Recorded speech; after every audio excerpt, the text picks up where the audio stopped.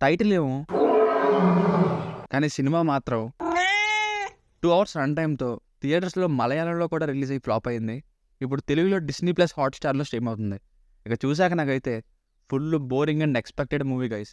Main point బాగున్నా సరే presentation సరిగ్గా లేకపోతే సినిమా ఎలా తయారవుతుందో అనే దానికి ఎగ్జాంపుల్ ఈ సినిమా. నాకైతే నచ్చలేదండి.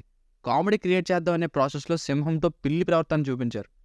చిన్నపిల్లలకి ఆ మధ్యలో వచ్చే సింహంతో ఉండే సీన్స్ నచ్చితే నచ్చాలి, అంతే. అడల్ట్ కంటెంట్ ఏం లేదు, ఫ్యామిలీతో చూడొచ్చు.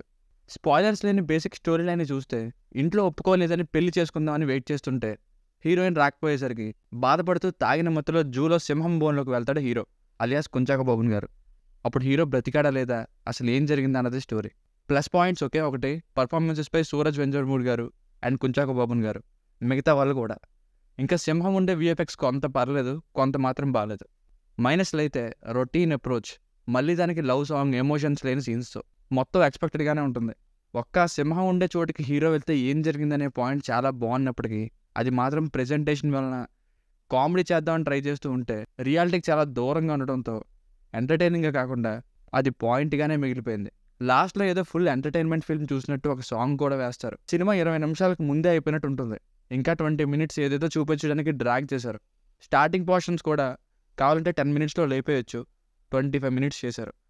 సో ఫైనల్గా మూవీకి వర్డిక్ట్ ఏంటంటే, నా వరకు ఫుల్ బోరింగ్ మూవీ గైస్, అసలు నచ్చలేదు. మీకు నచ్చుతుందేమో ట్రై చేయండి. Good point but boring presentation. దీనికి రేటింగ్ వచ్చేసి, ఇది నా ఒపీనియన్, 2.25/5. మీకు కనుక నా రివ్యూ నచ్చినట్లయితే మరిన్ని రివ్యూస్ కోసం మన ఛానల్ని సబ్స్క్రైబ్ చేసుకోండి. Thank you.